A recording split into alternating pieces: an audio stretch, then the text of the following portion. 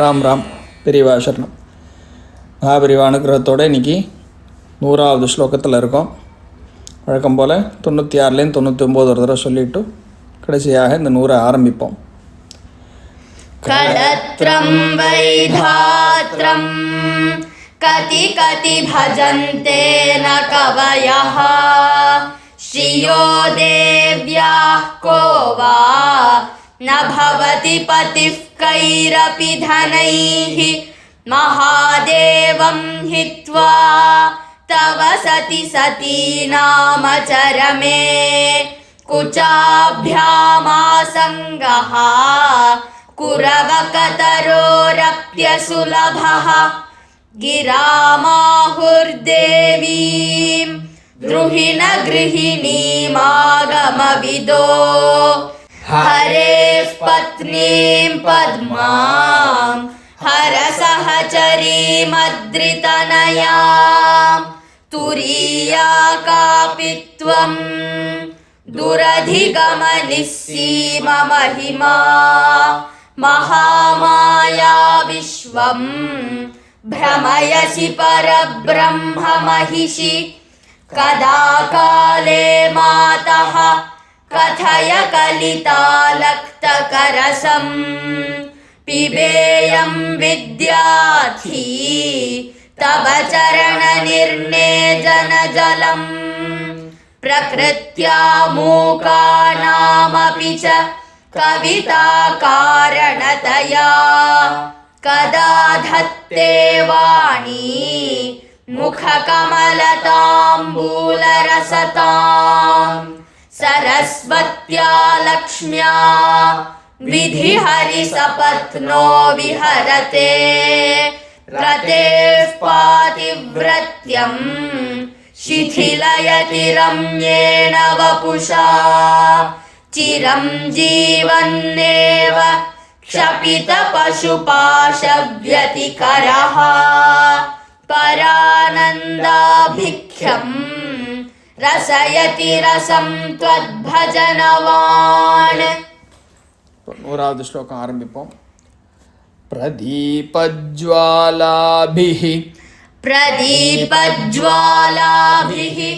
प्रदीपज्वालाभिः दिवसकरनीराजनविधिः दिवसकरनीराजनविधिः दिवसकरनीराजनविधिः सुधासूतेश्चन्द्रोपल सुधासूतेश्चन्द्रोपल सुधासूतेश्चन्द्रोपल जललवैरर्घ्यरचना जललवैरर्घ्यरचना जललवैरर्घ्यरचना स्वकीयैरम्भोभिः स्वकीयैरम्भोभिः स्वकीयैरम्भोभिः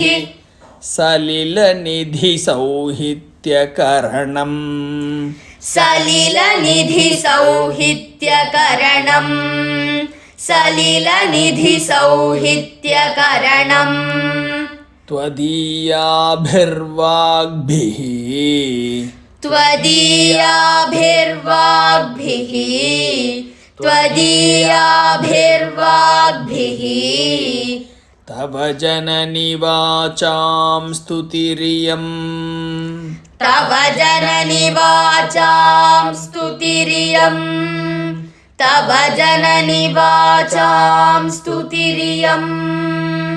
இப்போ முழு லைனாக சொல்லிட்டு வருவோம். प्रदीपज्वालाभिः दिवसकरनीराजनविधिः प्रदीपज्वालाभिः दिवसकरनीराजनविधिः प्रदीपज्वालाभिः दिवसकरनीराजनविधिः सुधासूतेश्चन्द्रोपल जललवैरर्घ्यरचना सुधासूतेश्चन्द्रोपल जललवैरर्घ्यरचना सुधासूतेश्चन्द्रोपल जललवैरर्घ्यरचना स्वकीयैरम्भोभिः सलिलनिधिसौहित्यकरणम् स्वकीयैरम्भोभिः सलिलनिधिसौहित्यकरणम् स्वकीयैरम्भोभिः सलिलनिधिसौहित्यकरणम् त्वदीयाभिर्वाग्भिः तव जननि वाचां स्तुतिरियम् त्वदीयाभिर्वाग्भिः तव जननि वाचां स्तुतिरियम् त्वदीयाभिर्वाग्भिः तव जननि वाचां स्तुतिरियम्. அடுத்து ரெண்டு லைனாக சொல்லுவோம். பிரதீபஜ்வாலாபிः दिवसकरनीराजनविधिः सुधासूतेश्चन्द्रोपल जललवैरर्घ्यरचना प्रदीपज्वालाभिः दिवसकरनीराजनविधिः सुधासूतेश्चन्द्रोपल जललवैरर्घ्यरचना प्रदीपज्वालाभिः दिवसकरनीराजनविधिः सुधासूतेश्चन्द्रोपल जललवैरर्घ्यरचना स्वकीयैरम्भोभिः सलिलनिधिसौहित्यकरणम् त्वदीयाभिर्वाग्भिः तव जननि वाचां स्तुतिरियम् स्वकीयैरम्भोभिः सलिलनिधिसौहित्यकरणम् त्वदीयाभिर्वाग्भिः तव जननि वाचां स्तुतिरियम् स्वकीयैरम्भोभिः सलिलनिधिसौहित्यकरणम् त्वदीयाभिर्वाग्भिः तव जननि वाचां स्तुतिरियम्. அடுத்தது பூர்ணமாக முழு ஸ்லோகத்தையும் சொல்லுவோம். பிரதீபஜ்வாலாபிः दिवसकरनीराजनविधिः सुधासूतेश्चन्द्रोपल जललवैरर्घ्यरचना स्वकीयैरम्भोभिः सलिलनिधिसौहित्यकरणम् त्वदीयाभिर्वाग्भिः तव जननि वाचां स्तुतिरियम् प्रदीपज्वालाभिः दिवसकरनीराजनविधिः सुधासूतेश्चन्द्रोपल जललवैरर्घ्यरचना स्वकीयैरम्भोभिः सलिलनिधिसौहित्यकरणम् त्वदीयाभिर्वाग्भिः तव जननि वाचां स्तुतिरियम् प्रदीपज्वालाभिः दिवसकरनीराजनविधिः सुधासूतेश्चन्द्रोपल जललवैरर्घ्यरचना स्वकीयैरम्भोभिः सलिलनिधिसौहित्यकरणम् त्वदीयाभिर्वाग्भिः तव जननि वाचां स्तुतिरियम्. இந்த ஸ்லோகத்தினுடைய பூர்த்தியாக இன்னார் எழுதின இந்த கவிதை இதோட பூர்த்தி ஆகுது அப்படின்னு சொல்கிறதாக 2-3 டிஃப்ரெண்ட் வேரியண்ட்ஸ் இருக்குது. நம்மளுடைய யூசேஜில் இருக்கிற மாதிரியான ஒரு பூர்த்தி அந்த ஒரு வச்சனம் ஒன்று கடைசியில் சொல்லி முடிக்கிறோம். இப்போ அதுவும் ஒரு தடவை சொல்லி 2 தடவை ரிப்பீட் பண்ணிவிடலாம். इति श्रीमत्परमहंसपरिव्राजकाचार्यस्य इति श्रीमत्परमहंसपरिव्राजकाचार्यस्य इति श्रीमत्परमहंसपरिव्राजकाचार्यस्य श्रीगोविन्दभगवत्पूज्यपादशिष्यस्य श्रीगोविन्दभगवत्पूज्यपादशिष्यस्य श्रीगोविन्दभगवत्पूज्यपादशिष्यस्य श्रीमच्छङ्करभगवतः कृतौ श्रीमच्छङ्करभगवतः कृतौ श्रीमच्छङ्करभगवतः कृतौ सौन्दर्यलहरी सम्पूर्णा सौन्दर्यलहरी सम्पूर्णा सौन्दर्यलहरी सम्पूर्णा.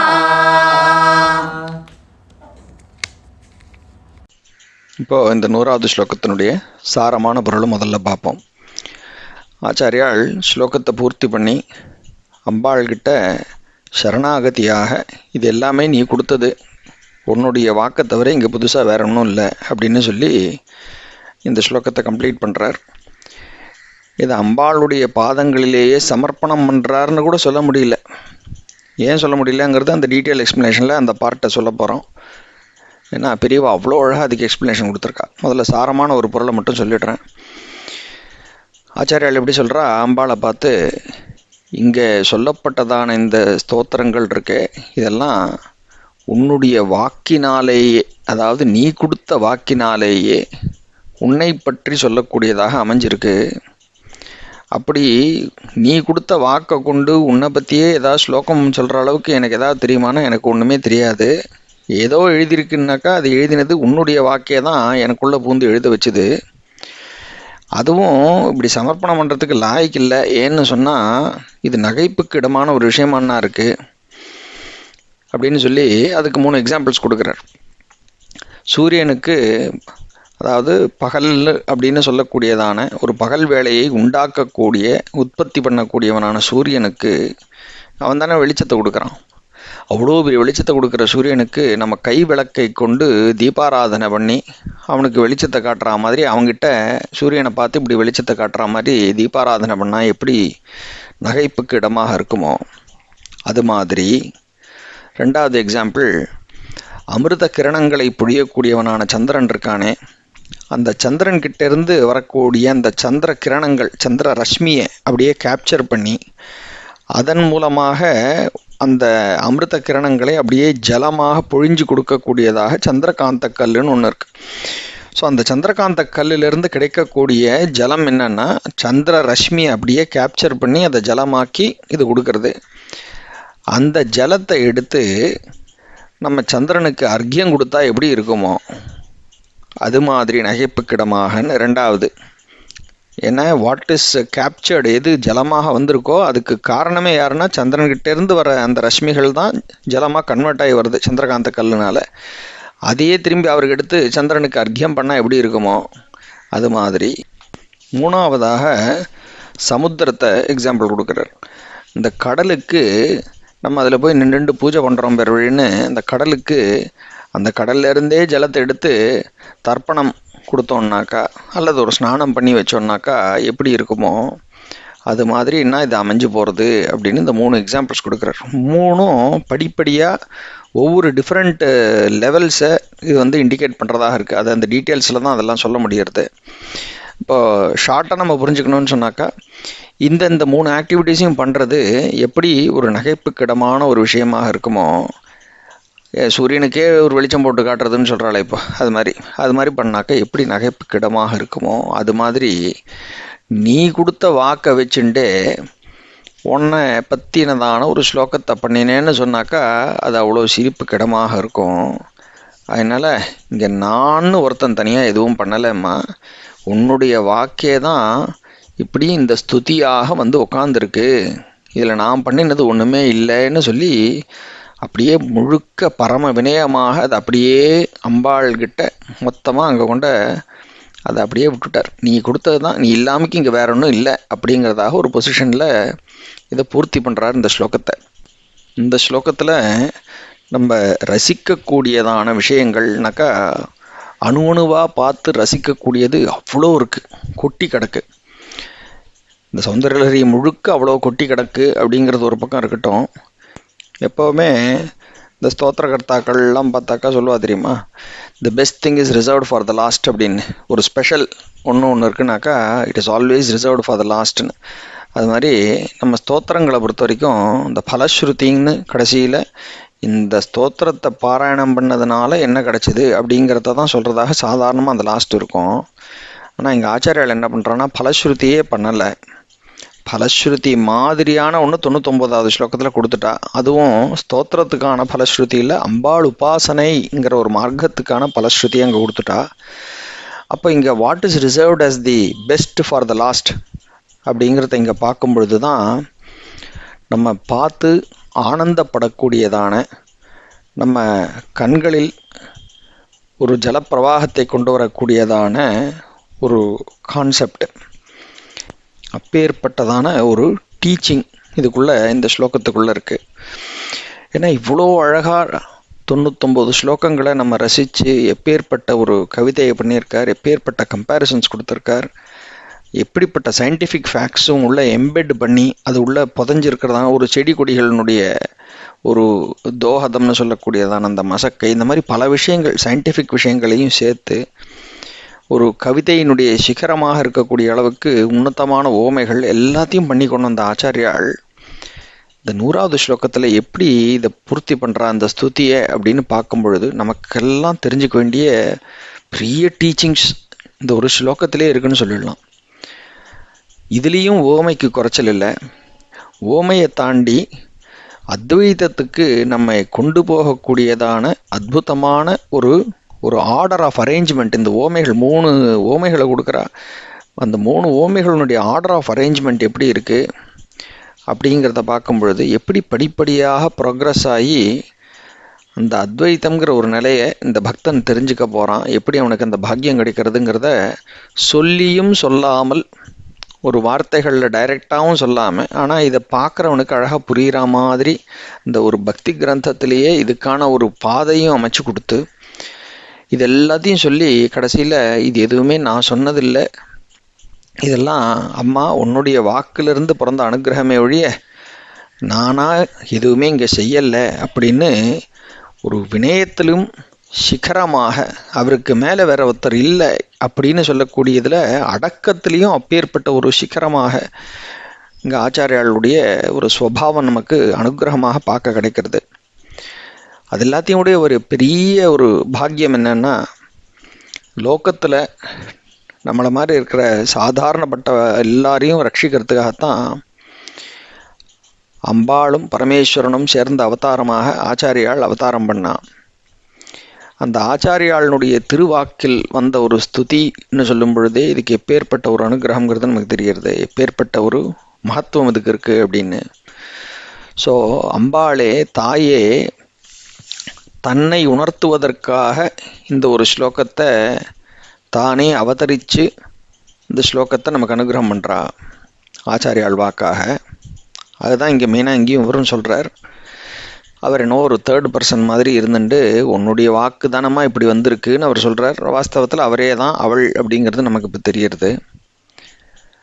அவர் எழுதிட்டார் ஏதோ ஒரு ஸ்துதியை, அதை புரிஞ்சிக்கக்கூடிய அளவுக்கு நமக்கெல்லாம் இந்த மரமண்டைன்னு சொல்கிறோம், இந்த மரமண்டையில் ஏதாவது புரிய போகிறதோ, அவர் எப்படி எழுதினார், என்னென்ன விதமான அர்த்தங்கள் அதில் பொதிஞ்சிருக்கு, என்ன ரகசியங்கள் இருந்ததுன்னு இந்த மரமண்டைக்கு புரியுமோ புரியாதோ அப்படின்னு மறுபடியும் கருணையினால் அந்த அம்மா மறுபடியும் யோசிச்சு இந்த குழந்தைகளுக்கெல்லாம் நம்ம அப்போ இது எழுதின காலத்தில் 2000 வருஷம் முன்னாடி எழுதினப்போ இருந்த அளவுக்கு இந்த குழந்தைகளுக்கெல்லாம் அந்த விதமான பக்தியோ ஸ்ரத்தையோ எல்லாம் இல்லையே, ரொம்ப குறைஞ்சி போயிடுது.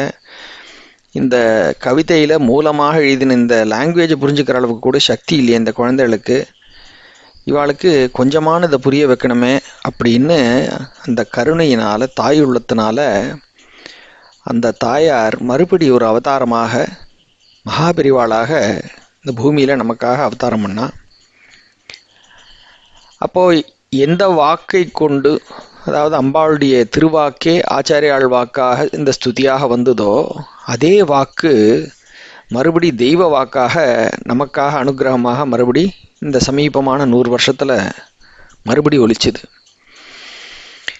ஆச்சாரியாளுடைய வாக்கை நம்ம கேட்கறதுக்கான பாக்கியம் நமக்கு கிடைக்கல. ஆனால் அவர் சொன்னது எல்லாத்தையும் நம்ம இப்போ படிச்சுட்டு இருக்கோம், தெரிஞ்சுட்டு இருக்கோம். எப்பேற்பட்ட ஒரு அனுகிரகங்கிறத நம்ம ரசிக்கிறோம். ஆச்சாரியால் பேசியிருந்தா எப்படி இருக்குமோ அதே வாக்கை, அதே அமிர்தமயமான வாக்கை, இந்த அமிர்தமயமான குரலில் பெரியவாளுடைய குரலாக கேட்கக்கூடிய பாக்கியம் இந்த ஜென்ரேஷனில் நமக்கெல்லாம் கிடச்சிதுங்கிறத நினச்சி ஒவ்வொரு நாளும் ஒவ்வொரு நிமிஷமும் நம்ம எல்லாரும் ஆனந்தத்தில் அந்த தாயின் கருணையை நினச்சி நெக்குருகி நம்மெல்லாம் அப்படியே உட்காண்டிருக்கலாம். பெரியவா பேசுகிறத, பெரியவாளுடைய குரலை கேட்கக்கூடிய பாக்கியம் யாருக்கெல்லாம் கிடச்சிதோ, நேரடியாக கேட்கக்கூடிய வாழ்க்கு எத்தனை ஜென்மத்து புண்ணியம்னு சொல்ல முடியாது. சுவாமி நேரடியாக பேசுகிறத கேட்கக்கூடிய பாக்கியம் அவளுக்கெல்லாம் கிடச்சிருக்கு. நம்ம அடுத்த ஜென்ரேஷனில் பிறந்தவாளுக்கும் கூட இந்த ஏதோ சமீபமாக இருந்த டெக்னாலஜியில் பெரியவா பேசினதனுடைய சில கேசட்ஸ், ஆடியோ டேப் எல்லாத்தையும் எடுத்து க்ளீன் பண்ணி நம்ம பெரியவா குரல் மூலமாகவே வாரம் நம்ம அவருடைய குரலை எல்லாருக்கும் கொண்டு சேர்க்கறதுக்கு பிரயத்தனப்பட்டுன்னு இருக்கோம். அந்த பிரயத்தனமும் அவருடைய அனுகிரகத்தினால தான் நடக்கிறதே ஒழிய நம்ம ஏதோ செஞ்சோன்னு சொல்ல முடியாது. அந்த டேப்பெல்லாம் எப்படி நம்மக்கிட்ட கிடச்சிது அப்படிங்கிறதெல்லாம் சொல்ல போனாலே அது ஒரு முழு நாளுக்கு சொல்லின்னு இருக்கணும். அதனால் அவன் அருளாலே அவன் தாழ் வணங்கிங்கிறாப்லையே அந்த தாயார் நம்ம மேலே கருணை கொண்டவளாக எப்பொழுதும் எத்தனை காலமும் இதே கருணையோடு தான் பார்த்துட்டு இருக்காங்கிறதுக்கு ஒரு உதாரணமாக அதை சொல்கிறேன். இந்த குழந்தைகளுக்கெல்லாம் ஒன்றும் புரியாத, இது இப்போ புரிய வைக்கணுமேன்னு அந்த கருணை மேலிட்டால மறுபடி அவதாரமாக பூமியில் இறங்கி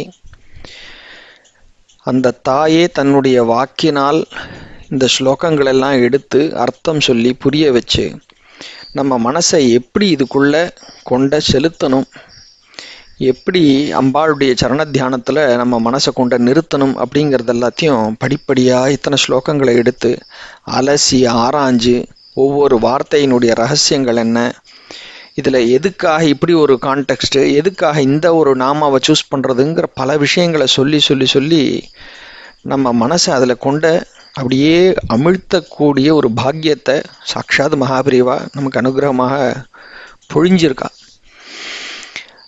பெரியவா சொல்ல சொல்ல கணபதி அண்ணா அது எல்லாத்தையும் கேட்டு அவர் நோட்ஸ் எடுத்துண்டு வானதி பதிப்பகம் அவளுடைய ஒரு பெருமுயற்சியினால் நமக்கு சௌந்தரிய லஹரியினுடைய பூர்ணமான விளக்கம் தெய்வத்தின் குரல் 6ஆம் பாகம் புஸ்தகத்தில் அவ்வளோ கிடச்சிருக்கு. அதனால் அவ்வளோ பெரியவா சொல்லியிருக்கும் பொழுது இந்த ஸ்லோகத்துக்கு, அதுவும் இந்த பூர்த்தி பண்ணக்கூடிய ஒரு ஸ்லோகத்துக்கு நம்ம புதுசாக என்ன விளக்கம் சொல்லிட முடியும்? இங்கே இதுவரைக்கும் நம்ம சொல்லின்னு வந்தது எல்லாமே அவருடைய அனுகிரகமாக, அவருடைய வாக்காக, அவர் நமக்கு புரிய வச்ச சில விஷயங்களை, சில கம்பேரிசன்ஸ் எல்லாத்தையுமே கொண்டு வந்து நம்ம அதை பற்றி சொல்லி நம்ம கற்றுன்னு இருக்கோமே ஒழிய நம்ம புதுசாக சொன்னதுங்கிறது இங்கே எதுவுமே இல்லை. முழுக்க அவருடைய அனுகிரகத்தினால கிடைச்ச சின்ன சின்ன துளிகளை அப்படியே ருசிச்சுண்டு அந்த ஆனந்தத்தில் நம்ம ஒரு சொல்லப்போனாக்கா ஆனந்தத்தில் அறிவிழந்து மதியிழந்துன்னு சொல்கிறோம். அந்த மாதிரி நம்ம தான் ஆஹா நம்ம இப்படி ரசித்தோமோ, நம்ம அந்த ஸ்லோகத்தை கம்பேர் பண்ணோமோங்கிற நினைப்பில் நம்ம உட்காந்துருக்கோம். ஏன்னா அந்த ஆனந்தம் நம்மளை அப்படி நினைக்க வைக்கிறது, நம்மளை மறந்த ஒரு நிலையில் மறுபடி நம்மளுடைய நிலைமை என்ன அப்படிங்கிற ஒரு நினைப்புக்கு திரும்பி வந்தோம்னாக்கா நமக்கு தெரியறது, நமக்கு அந்த ஒரு துளி ஆனந்த நடுவில் கிடச்சிதுனாக்கா அது அம்பாளுடைய சரணத்தில் மூழ்கி இருக்கக்கூடிய நிலையினால் அந்த ஒரு நிமிஷத்துக்கு நமக்கு அந்த ஆனந்தம் இருந்ததே ஒழிய அதுக்கு ஃபுல் காரணம் கம்ப்ளீட்டாக அவளுடைய அனுகிரகம், பெரியவாளுடைய அனுகிரகம் தான் அப்படிங்கிறது நம்மளால் ரியலைஸ் பண்ண முடியறது. அதனால் இந்த ஸ்லோகத்தை பொறுத்த வரைக்கும் என்ன பண்ண போகிறோம்னா, பெரியவாளுடைய எக்ஸ்ப்ளனேஷன், அவ்வளோ டீட்டெயில்டான எக்ஸ்ப்ளனேஷன் இந்த ஸ்லோகத்துக்கு பரிபூர்ணமாக கிடச்சிருக்கு. அதனால் இப்போ என்ன பண்ண போகிறோம், இந்த ஸ்லோகத்தினுடைய மீனிங், இந்த டீட்டெயில்டு வெர்ஷன் வந்து அப்படியே தெய்வத்தின் குரலை என்ன சொல்லியிருக்கோ அடி ஒற்றி கிட்டத்தட்ட அதில் சொல்லியிருக்கிறது அப்படியே வேர்ட் பை வேர்டு அப்படியே படிக்க போகிற மாதிரி தான் இப்போது இந்த மீனிங்கை சொல்ல போகிறோம். ஏன்னா அவர் வாக்கு இல்லாமல் இங்கே ரெண்டாவதாக வேறு ஒன்றுத்துக்கு இடமே இல்லை. அவர் எடுத்து சொல்லியிருக்கக்கூடிய அழகும் எடுத்து சொல்லியிருக்கக்கூடிய விதமும் வேறு, இட் இஸ் அன்மேட்ச்டுன்னு சொல்கிறோம், அந்த மாதிரி அன்மேட்ச்டு. அம்பாளே இந்த ஸ்லோகத்தை நம்ம எப்படி புரிஞ்சுக்கணும்னு நினைக்கிறாளோ அதை அவளே தானே சொல்லி புரிய வைக்க முடியும். அதனால் அவள் சொன்னதையே இப்போ எடுத்து தெய்வத்தின் குரலிருந்தே வாசிக்க போகிறேன். இதுதான் இந்த 100வது ஸ்லோகத்தினுடைய மீனிங்காக இருக்க போகிறது. முதல்ல எப்படி ஆரம்பிக்கிறார்? இந்த சாப்டருக்கு கற்பூர ஹாரத்தி அப்படின்னு டைட்டில் கொடுத்துருக்கு. பரம மங்களமான ஸ்தோத்திரத்தின் பூர்த்தி ஸ்தானத்திற்கு வந்துட்டோம். லஹரி பிரவாகம்னு சொன்னாக்கா அது ஒரு சமுத்திரத்தில் போய் சங்கமித்து பூர்த்தியாகத்தானே வேணும். அப்படி இந்த வாக் லஹரியானது சப்த பிரம்ம ரூபிணியான சமுத்திரத்தில் சங்கமிப்பதாக ஆச்சாரியால் பூர்த்தி பண்ணியிருக்கா. ஜலநிதி அப்படின்னு சமுத்திரத்தை சொல்லுவோன்னு தெரிஞ்சிருக்கோம். அதே மாதிரி ஜலம்னு சொல்கிற மாதிரியே சலிலம்னு சொன்னாலும் ஜலம்தான். இந்த ஜலநிதிங்கிற மாதிரி இங்கே சலில நிதி அப்படிங்கிற வார்த்தையை இங்கே ஆச்சாரியால் இந்த 100வது ஸ்லோகத்தில் சொல்லி சதகமாக பூர்த்தி பண்ணியிருக்கா. இப்படின்னு பிரிவா இதுக்கு இன்ட்ரோ கொடுத்துட்டு இந்த ஸ்லோகத்தினுடைய வேர்ட் பை வேர்டு மீனிங்ஸ் எல்லாம் கொடுக்க ஆரம்பிக்கிறா. இதில் வரக்கூடிய 4வது லைனில் வாச்சாம் ஜனனிங்கிற ஒரு வார்த்தை எடுத்துட்டு வாக்குக்கு பிறப்பிடமான தாயே, அதான் அம்பாள் இங்கே அட்ரஸ் பண்ணுறார். தவ ஜனனி வாச்சாம்னு கடைசியில் வரத அதை எங்கே பிரிவா சொல்கிறா? வாச்சாம் ஜனனி வாக்குக்கு பிறப்பிடமான தாயே. அப்புறம் முதல்ல எனக்கு வரா திவசகரன், அதாவது திவசம் என்று சொல்லக்கூடிய பகலை எவன் உண்டாக்குகிறானோ அந்த சூரியனுக்கு பிரதீபஜ்வாலாபிஹி, பிரதீபம்னா கையில் வைத்திருக்கக்கூடியதான ஒரு சின்ன விளக்கு, அப்படிப்பட்ட ஒரு விளக்கின் ஜுவாலாபிஹி விளக்கின் ஒளியினால் திவசகர நீராஜன விதிஹி, நீராஜன விதிஹினாக்க தீபாராதனை உபச்சாரம் பண்ணுவது போலவும் அப்படின்னு ஃபர்ஸ்ட் லைன். 2வது லைன் சுதாசூதேஹே, சுதான்னு சொன்னாக்கா அமிர்தம்னு நம்ம ஏற்கனவே பார்த்துருக்கோம். அமுதை பிறப்பிக்கக்கூடியதான அப்படின்னு ஃபர்ஸ்ட் போர்ஷன். சுதாசூதேஹே சந்திரோபல, சந்திர உபல அப்படின்னா உபலம்னாக்கா கல், சந்திரகாந்த கல்லுன்னு ஒரு கல் இருக்குது. அதை பற்றி பின்னாடி டீட்டெயிலாக சொல்ல போகிறா. சந்திர ப்ளஸ் உபல, சந்திரகாந்தம் என்று சொல்லக்கூடிய கல்லினுடைய ஜலலவைஹி, அதாவது ஜலம்னாக்கா நீர், ஜலலவைஹினா நீர் துளிகளினால் இங்கே வச்சிருக்கார். அர்க்ய ரச்சனா, அர்க்ய உபச்சாரம் பண்ணுவது போலவும் அப்படின்னு 2வது லைன். 3வது லைனில் ஸ்வகீயை ரம்போபிஹி சலில நிதி சௌஹித்ய கரணம்னு வருது. இந்த சலில நிதி அப்படிங்கிற வார்த்தையை தான் முதல்ல சொல்ல ஆரம்பித்தா பிரிவா. அதாவது சலில நிதி ஜலநிதின்லாம் சொன்னாக்கா கடல். ஸோ கடலுக்கு ஸ்வகீயைஹி அதனுடையதே ஆன, அந்த கடலோடதே ஆன. அப்புறம் வேற என்ன வார்த்தை வருது? ஸ்வகீயைஹி அம்போபிஹி, அம்பு அப்புங்கிறதெல்லாம் ஜலத்தை சொல்கிறது. அப்போ அம்போபிஹி அப்படின்னா நீரால், ஜலத்தினால். சலில நிதி சௌஹித்யகரணம், சௌஹித்யகரணம்னாக்கா தர்ப்பண உபச்சாரம் பண்ணுறது போலவும்னு 3வது லைன் முடியறது. 4வது லைன் துவதீயாபிஹி வாக்பிஹி, துவதீயாபிஹினா உன்னுடையதே ஆன, துவத்து உன்னுடையது, அது துவதீயாபிஹி உன்னுடையதே ஆன, வாக்பிஹி வாக்குகளினால் ஆன, தவ உனது, வாச்சாம் ஜனனிங்கிறத முதல்ல பார்த்துட்டோம். உனது ஸ்துதியம், ஸ்துதி இந்த ஸ்துதி, அதுதான் சொல்கிறார். ஸ்துதி இயம் இந்த ஸ்துதி ஆனது உள்ளதுன்னு பூர்த்தியாருது.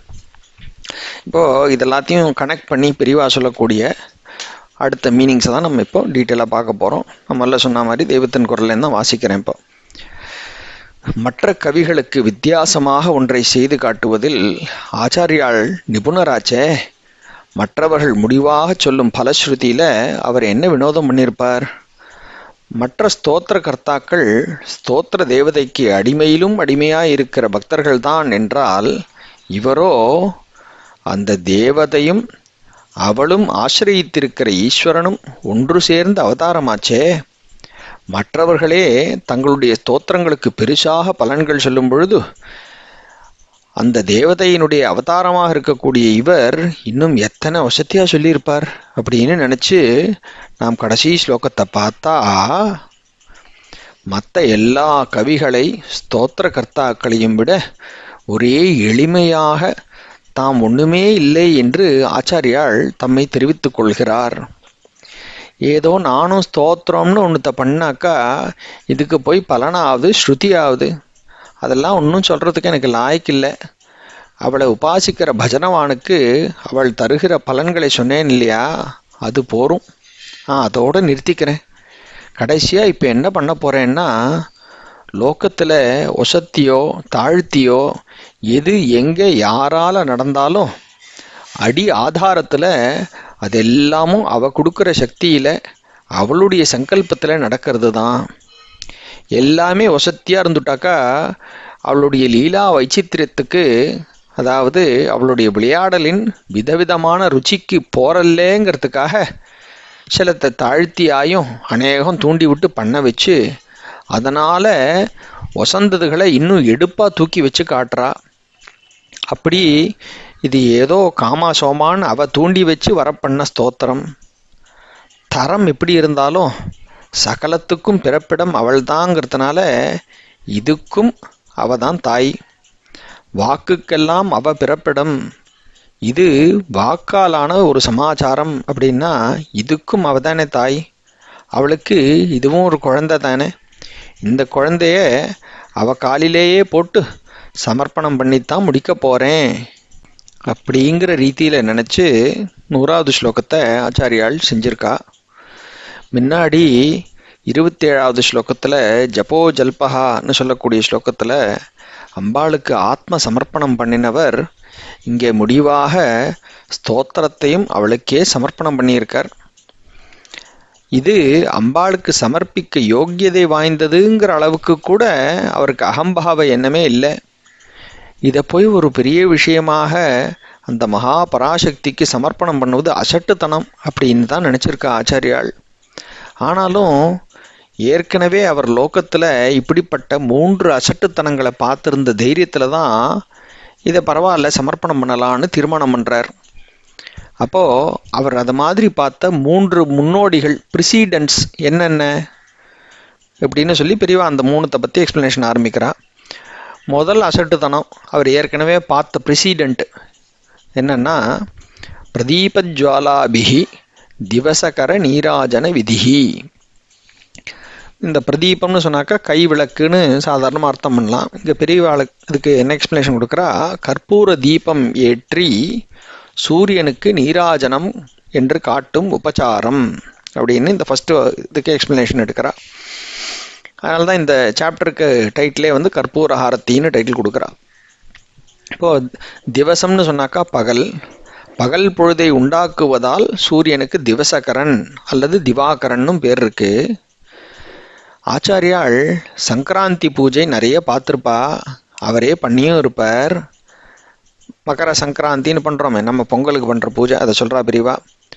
அந்த பூஜையில் ஒரு கோலத்தில் சூரிய பிம்பத்தை வரைஞ்சி அதுக்கே பூஜை பண்ணினாலும் கற்பூர ஹாரதி மாத்திரம் ஆகாசத்தில் பிரத்யக்ஷமாக தெரிகிற சூரியனுக்கு தான் காட்டுறதுங்கிறது வழக்கத்தில் இருக்குது. மற்ற தேவதாமூர்த்திகளை, அதுவும் இருட்டாக இருக்கக்கூடிய கர்ப்பகிரகத்தில் இருக்கிற தேவதாமூர்த்திகளை கற்பூர ஹாரதி வெளிச்சம் போட்டு காட்டும். ஆனால் சூரியனே ஸ்வயஞ்சோதிஷாக பிரகாசத்தோடு இருக்கிற அவனை இந்த இத்தினோண்டு கற்பூர பில்லை போய் வெளிச்சம் போட்டு காட்டணுமா என்ன? அந்த சூரியனை இந்த கற்பூர வில்லை பிரகாசப்படுத்துறது இல்லைங்கிறது மட்டும் இல்லை, அந்த சூரியனோட பிரகாசத்துக்கு முன்னாடி இதுக்கு இந்த கற்பூர வில்லைக்கு சுயமாக இருக்கக்கூடிய பிரகாசமும் மங்கி போய் அழுது ஒடிஞ்சின்னா போகிறது. அது மாதிரி வாக் சக்தியினுடைய பூர்ண ஜோதிஷான அம்பாள் முன்னாடி கற்பூர வில்லை அளவே இருக்கக்கூடிய நம்முடைய ஸ்தோத்திர வாக்கை சமர்ப்பணம் பண்ணுறதுனால அவளை ஒன்றும் இந்த ஸ்தோத்திரம் பிரகாசமாக விளக்கிட போகிறதில்ல. ஸ்வபாவமாக இந்த வாக்குக்கு இருக்கக்கூடிய விளக்க சக்தி கூட கூசி குறுகி மங்கி போய்டுறது அப்படின்னு ஆச்சாரியால் நினைக்கிறா. அப்படி இருந்தும் எத்தனையோ சிஷ்டர்கள் பல காலமாக இந்த சங்கராந்தி பூஜையில் சூரிய பகவானுக்கு கற்பூரம் காட்டுறதை பார்த்து தகிச்சு எடுக்கக்கூடிய சூரியனே மனசு வந்து அந்த கற்பூர ஆரத்தியை ஏற்றுக்கிறான்னும் பொழுது குளிர்ந்த மனசு படைச்ச அம்பாளும் கருணையோடு நம்ம பண்ணுற இந்த சமர்ப்பணத்தை ஏற்றுப்பா அப்படின்னு ஸ்தோத்திர சமர்ப்பணம் பண்ணுறார். இது ஃபர்ஸ்ட் லைனோட எக்ஸ்பிளனேஷன் ஆகிடுத்து. பெரியவா செகண்ட் லைனுக்கு வரா. எப்பவும் உஷ்ணமாக இருக்கக்கூடிய சூரியனை சொன்ன உடனேயே சீத்தளமாக, அதாவது குளிர்ச்சியாக இருக்கக்கூடிய சந்திரனை சொல்கிறது ஆச்சாரியர்களுடைய வழக்கம். ஏன்னா அவருக்கு அப்படி ஒரு குளிர்ந்த நெஞ்சு. இங்கேயும் இந்த ரெண்டாவது ப்ரிசிடெண்ட்டாக, ரெண்டாவது முன்னோடியாக சந்திரனை வச்சு ஒரு எக்ஸாம்பிள் சொல்கிறா. யாரோ ஒரு பெரியவர் அம்பாளுக்கு பௌர்ணமி பூஜை பண்ணுறத ஆச்சாரியால் பார்த்தா. அப்போது பரிவார பூஜையில் அம்பாளின் வாசஸ்தானமாக பாவிக்க வேண்டிய பூர்ணிமை சந்திரனுக்கும் அந்த பெரியவர் பூஜையை பண்ணார். ஒரு பூஜைன்னு சொன்னாக்கா அதில் தீர்த்தத்தை எடுத்துட்டு 3 உபச்சாரங்கள் பண்ணுறதுங்கிறது உண்டு. பாதையோகோ பாத்தியம் சமர்ப்பயாமி அப்படின்னு பாதங்களை அலம்புவதாக ஜலம் விடுறது. அதே மாதிரி கைக்கு அர்க்யம் அப்படின்னு ஹஸ்தத்தில் தீர்த்தம் விடுறது. 3வதாக ஆச்சமனியம்னு முகத்தில் கொடுக்கறது. இப்படி 3 விதமான விஷயங்கள் தீர்த்தத்தை கொண்டு பண்ணுறதுங்கிறது வருது. அப்படி இந்த அர்க்யம்னு அதில் வரத கையில் கொடுக்கறது, அது அர்க்யம்னு சொன்னாக்கா மதிப்பு மிக்கது அப்படின்னு அர்த்தம். அதனால் அந்த உபச்சாரத்திற்கு விசேஷம் அதிகம். இந்த பூஜை பண்ணிட்டு இருந்த அந்த பெரியவர் அர்க்யத்துக்கு என்ன பண்ணினார் அப்படின்னா, அவர் பக்கத்திலேயே ஒரு கல் இருந்துதான். அதுக்கு சந்திரகாந்த கல் அப்படின்னு பேர். இந்த சந்திரகாந்த கல்லுனா என்னன்னா பெரியவா சொல்கிறா, சந்திரகாந்தம் சூரியகாந்தம்னு 2 விதமான கல்லை பற்றி பழைய புஸ்தகங்களில் சொல்லியிருக்கு. அந்த நாளில் இருந்து இப்போ இல்லாமல் போயிடுதுன்னு வச்சுக்கலாம். சூரியகாந்தம்ங்கிற கல் என்ன பண்ணோம்னா, சூரியனுடைய அந்த கிரணங்கள் வரத சூரிய ரஷ்மி அதை அப்படியே மேக்னெட்டு மாதிரி ஆக்கர்ஷித்து இழுத்து வச்சுட்டு நெருப்பை கக்கும். இன்றைக்கி காலத்தில் குழந்தைகள்லாம் பண்ணுறால, கையில் ஒரு லென்ஸை வச்சுட்டு சன்லைட் அது மூலமாக கான்சென்ட்ரேட் பண்ணாக்கா கீழே அப்படியே ஒரு டக்குன்னு நெருப்பு பிடிச்சிக்கிற மாதிரி தீப்பொறி வரதோன்னும். அதையே இன்னும் பயங்கர கான்சென்ட்ரேட்டடாக தீவிரமாக பண்ணுறது தான் சூரியகாந்த கல். சந்திரகாந்தம்ங்கிறது அதுக்கு நேர் எதிர்மாறு. அது என்ன பண்ணோம்னா, சந்திரனுடைய அந்த ரஷ்மிகளை, சந்திரிகைன்னு சொல்கிறோம், அந்த கிரணங்களை தனக்குள்ளே ஆக்கர்ஷணம் பண்ணி ஜில்லுன்னு ஜலமாக அது வடிக்குமா. அப்படிப்பட்டதான ஒரு சந்திரகாந்த கல். இந்த பூஜை பண்ணிட்டு இருக்கிற பெரியவர் அந்த பௌர்ணமி சந்திர கிரணங்களை உள்ளே வாங்கி கொண்டு இந்த கல் ஜலத்தை வடிக்கிறதுங்கிறத பார்த்தார். உடனே என்ன பண்ணார், அந்த ஜலத்தையே எடுத்து சந்திரனுக்கு அர்க்யம் சமர்ப்பயாமின்னு கொடுத்துட்டார். இந்த இடத்துல சொல்கிறா பிரிவா, சுதாசூதேஷ் சந்திரோபல ஜலலவைஹி அர்க்ய ரச்சனான்னு இதைத்தான் ஆச்சாரியால் சொல்கிறா. சந்திர உபலம் அது சந்தியில் ஜாயின் ஆகும் பொழுது சந்திரோபலம் அப்படின்னு ஆறுது. உபலம்னு சொன்னால் கல். சந்திரகாந்த கல்லை தான் ஆச்சாரியல் இப்படி சொல்கிறா. அமிர்தத்தையே உண்டாக்குவதால் சந்திரனுக்கு சுதாசூதின்னு பேர். சூரியனுக்கு கற்பூரம் காட்டுறது ஒரு விதம்னா, அதை விடவும் இப்படி சந்திரனுக்கு சந்திரோபல ஜலத்தினால் அர்க்யம் கொடுக்கறது இன்னும் அசட்டுத்தனமாக சொல்லலாம். ஏன்னா சூரியனும் கற்பூரமும் அப்படிங்கிற ஒரு பாயிண்ட் எடுத்து பார்க்கும் பொழுது இவ ரெண்டுமே தனித்தனி என்டிட்டியாக இருக்குது. சூரியன் ஒருத்தர் தனியாக இருக்கார், கற்பூரம்னு ஒன்று தனியாக இருக்குது. சூரியன் இல்லாவிட்டால் கற்பூரம்னு ஒன்று இல்லை அப்படின்னு நம்மளால் சொல்ல முடியாது. ஏன்னா கற்பூரங்கிறது தனியாக இருக்குது. மேபி ஒரு 4 நாள் வெயில் அடிக்காட்டா இந்த கற்பூரம்னு அண்ணா பிடிச்சிக்காது, கொஞ்சம் லேட்டாக எரியும்னு வேணா சொல்லாமே ஒழிய அந்த ரெண்டுத்துக்கும் சம்பந்தம் அவ்வளோதான். கற்பூரங்கிறது தனியாக இருக்குது, சூரியன் இல்லாட்டாலும் இந்த கற்பூரம் இருக்குது, இதை நம்மளால் கொளுத்த முடியுங்கிற மாதிரி ரெண்டும் தனித்தனியாக இருக்குது. ஆனால் இந்த சந்திரகாந்த கல்லுங்கிற சமாச்சாரத்தை எடுத்து பார்க்கும் பொழுது, இந்த சந்திரகாந்த கல்லிலிருந்து வந்த ஜலத்தை எடுத்து இவர் அர்க்யம் கொடுக்குறாருன்னு சொன்னால் அதுக்கு ரூட் என்ன, எங்கே இந்த ஜலம் வருது, சந்திரகாந்த கல் மூலமாக வருது. ஆனால் அதுக்கு பேஸ் என்ன, அடிப்படை ஆதாரம் என்னன்னு பார்த்தா சந்திரனிலிருந்து வரக்கூடிய ரஷ்மிகள் தான். ஸோ இப்போ சந்திரனுக்கும் இந்த சந்திரகாந்த கல்லிலிருந்து வந்த ஜலத்துக்கும் சம்பந்தம் இருக்கான்னு கேட்டால் கண்டிப்பாக இருக்குது. சந்திரன் இல்லைன்னா, அவன் ரஷ்மிகள் இல்லைன்னா இந்த ஜலமே இல்லை. அப்போது அடி ஆதாரமாக, அடிநாதமாக இந்த சந்திரன் தான் இருக்கான், அவன் இல்லாட்டா இந்த ஜலம் இல்லைன்னு சொல்கிற மாதிரியான ஒரு கனெக்ஷன் இங்கே வருது. ஸோ அப்படி இருக்கக்கூடிய ஒரு இடத்துல இது ஃபஸ்ட் எக்ஸாம்பிளோட இந்த செகண்ட் எக்ஸாம்பிள் இன்னும் ஸ்ட்ராங்கராக போகிறது அடுத்ததில். பெரியவா சொல்கிறா, சூரியன் மகா ஜோதிஷு, கற்பூரம் சின்னூண்டு சுடர்னு சொல்கிற மாதிரியே அம்பாள் வாங்மயி. இந்த ஸ்தோத்திரமோ ஏதோ கொஞ்சம் வார்த்தைகள் தாங்கிறது முதல் உபமானம்.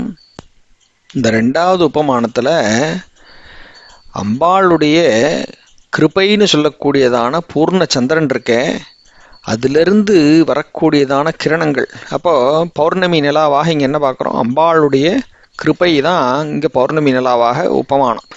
அதிலிருந்து அந்த கிருபை அப்படியே பொழியிறது, தார தாரையாக அமிர்தத்தை பொழிஞ்சின்னு இருக்கு. அதிலிருந்து ஏதோ சிலது சந்திரோபலம் மாதிரி இருக்கக்கூடிய அந்த கல்லாக இருக்கிற தன்னுடைய மனசுலையும் புகுந்து தான் கவிதையான தீர்த்தத்தை பெருக்க பண்ணியிருக்கிறதுன்னு ஆச்சாரியால் சொல்கிறாளாம். எது இல்லாவிட்டால் இது உண்டாகியே இருக்காதோ அந்த தாய் சரக்குக்கே இதனால் உபச்சாரம் பண்ணுறதுன்னாக்கா இன்னும் ரொம்பவும் அசட்டுத்தனம் தானே. முதல் எக்ஸாம்பிளோட இந்த ரெண்டாவதாக எடுத்து காட்டுறதுல இன்னும் அசட்டுத்தனம் ஜாஸ்தின்னா இருக்குது. ஆனாலும் ஆச்சாரியால் ஏதோ ஒரு பெரியவரே சந்திரோபல ஜலத்தால் சந்திரனுக்கு அர்க்கியம் கொடுக்கறத பார்த்ததுனால தான் தாமும் இப்படி பண்ணலாம்னு தைரியம் பெற்றிருக்கார். அவரே சொல்கிறதற்கு உள்ளர்த்தம் அதுதான் அப்படின்னு இந்த ரெண்டாவது எக்ஸாம்பிளை பூர்த்தி பண்ணுறா பெரியவா. தமக்கு தைரியம் கொடுத்ததான மூன்றாவது திருஷ்டாந்தத்தை அடுத்து சொல்கிறா ஆச்சாரியாள். என்ன அது? ஆச்சாரியாள் ஆசேத்து ஹிமாச்சலம் சுற்றினவர் இல்லையா, அதாவது சேத்து சமுத்திரத்திலேருந்து இமாச்சலம் வரைக்கும் ட்ராவல் பண்ணவர் இல்லையா. சேத்துவுக்கு, அதுதான் ராமேஸ்வரத்துக்கு ஆச்சாரியால் போனார். அங்கே சமுத்திர ஸ்நானம் விசேஷம். மற்ற இடங்களில் சில புண்ணிய காலங்களில் மாத்திரம்தான் சமுத்திர ஸ்நானம் பண்ணலாம். ஆனால் ராமேஸ்வரத்துலேயோ சமுத்திரமே புண்ணிய தீர்த்தமாக இருக்கிறதுனால எல்லா நாள்லேயுமே அதில் ஸ்நானம் பண்ணலாம். செய்யலாம் என்ற ஆப்ஷனல் மாத்திரம் இல்லை, செய்தே ஆகணும்னு ஆப்ளிகேட்டரியாக இருக்குது. அப்படி தேசம் பூராவிலிருந்தும் வந்த யாத்ரிகர்கள் எல்லாரும் அங்கே ஸ்நானம் பண்ணுறதை ஆச்சாரியால் பார்த்தார். அவரும் அப்படி பண்ணினவர் தான். ஸ்நானம் மாத்திரம் இல்லாமல் அங்கே சமுத்திரராஜனான வருணனுக்கு பூஜையும் எல்லாரும் பண்ணுறத பார்த்தார். அவரும் கூட பண்ணினார். அப்போ பூஜைன்னு சொல்லும் பொழுது பூஜையினுடைய ஒரு அங்கமாக ஸ்நானோபச்சாரமும் வரத்தானே செய்யும். அவ்வளோ பெரிய சமுத்திரத்துக்கு ஸ்நானம் சமர்ப்பியாவேன்னு எப்படி ஸ்நானத்தை பண்ணி வைக்கிறது அப்படின்னா அதுதான் ரொம்ப வேடிக்கை. வேடிக்கை மாத்திரமில்லை, ரொம்ப ரொம்ப அசட்டுத்தனம்னு கூட சொல்லலாம். அந்த மகோததியிலிருந்தே, அதாவது இவ்வளோ பெரிய ஒரு சமுத்திரத்திலிருந்தே அதன் ஜலத்தையே துளிப்போர எடுத்து போஹிஷ்டாமயோ புவஹான்னு சொல்லி அதன் மேலே தெளிச்சு விட்றா. இதுதான் ஸ்நானமா. இத்தனை கோடி பேர் இத்தனை காலமாக இது கிரமமான பூஜைன்னு பண்ணின்னு வந்திருக்கான்னு சொன்னாக்கா தான் ஏன் அம்பாள் என்கிற வாக் சாகரத்திலிருந்தே எடுத்த சில துளி வாக்கை கொண்டு அவளை ஸ்தோத்திரிக்கப்படாதான் அப்படின்னு ஆச்சாரியாளுக்கு சமாதானம் கிடச்சி கொடுத்து. அதைத்தான் மூணாவது வரியில் சொல்கிறார். ஸ்வகீயை ரம்போபிஹி சலில நிதி சௌஹித்யகரணம். சலில நிதியான சமுத்திரத்திற்கே சொந்தமான ஜலம் ஸ்வகீயைஹி அம்போபிஹி, அதற்கே சொந்தமான ஜலத்தால் சௌஹித்யகரணம் ஸ்நானம் பண்ணுவிக்கிற காரியம் அப்படின்னு அதைத்தான் மூணாவது லைனில் சொல்கிறார். இப்போ பெரியவாளுடைய ஸ்பெஷல் எக்ஸ்பிளனேஷன் இங்கே வருது அடுத்தது. சௌஹித்யம்னாக்கா பொதுவாக சொல்லக்கூடிய அர்த்தம் தர்ப்பணம் அப்படிங்கிறது தான், ஸ்நானம்னு இல்லை. அமரகோஷத்திலே கூட சௌஹித்யம்ங்கிறதுக்கு தர்ப்பணம் திருப்தி அப்படின்னு தான் சொல்லியிருக்கு. அதனால் சமுத்திர ஜலத்தையே எடுத்து அதுக்கே தர்ப்பணம் பண்ணுகிற மாதிரின்னு அர்த்தம் சொல்கிறது தான் வழக்கம். நான் தான் தர்ப்பணங்கிறது யாருக்கானாலும் ஒரு உத்திரணி விட்டாலே போருமே. ரிக்வேதிகளுடைய பிரம்ம யஜ்ஞத்தில் ஒரு சமுத்திரம் மட்டுமில்லை, அத்தனை சமுத்திரங்களுக்குமே சேர்த்து சமுத்திராஸ்திருப்யந்து அப்படின்னு ஒரே ஒரு உத்திரணி விட்டாக்கா தர்ப்பணம்னு சொல்லி பண்ணுறது. ஆனபடினால தர்ப்பணமானாலும் அதன் சொந்த ஜலத்தையே எடுத்து அதுக்கு பண்ணுவது அசட்டுத்தனம்தான்னாலும் அதை விட இன்னும் படு அசடாக அத்தனாம் பெரிய சமுத்திரத்துக்கு இத்தினூண்டு ஜலத்தால் ஸ்நானம் பண்ணி வைப்பதுங்கிறது இருக்கட்டும் அப்படின்னு சொல்லி சௌஹித்யம்னா இங்கே ஸ்நானம்னு நான் அதுக்கு தான் மீனிங் சொல்கிறேன். சௌஹித்யம் அப்படின்னா நேர் அர்த்தம் என்ன? ரொம்பவும் ஹிதத்தை பண்ணுவது எதுவோ அது சௌஹித்யம். உஷ்ண தேசமாக இருக்கக்கூடிய நம்ம ஊரில் குளிர ஸ்நானம் பண்ணி வைக்கிறது கூட சௌஹித்யம் தானே. தர்ப்பணம் என்றாலும் திருப்தி பண்ணுறது தான். திருப்திக்காக ஸ்நானம் செய்வித்ததாகத்தான் இருந்துட்டு போட்டுமே அப்படின்னு பெரியவாளுடைய எக்ஸ்ப்ளனேஷன். ரொம்ப முக்கியமான ஒரு போர்ஷன் இங்கே வருது. இது ஒவ்வொரு லேயராக, முதல் உபமானத்தை விட ரெண்டாவது இன்னும் கொஞ்சம் அசட்டுத்தனம் ஜாஸ்தி, ரெண்டாவது விட மூணாவது இன்னும் அசட்டுத்தனம் ஜாஸ்திங்கிற மாதிரி இந்த அசட்டுத்தனத்தை பெரியவா இப்போ ஹைலைட் பண்ணின்னு வந்துட்டு இங்கே என்ன சொல்கிறா, எத்தனை பக்தி ஜாஸ்தியோ அத்தனை அசட்டுத்தனம் பண்ணணும்.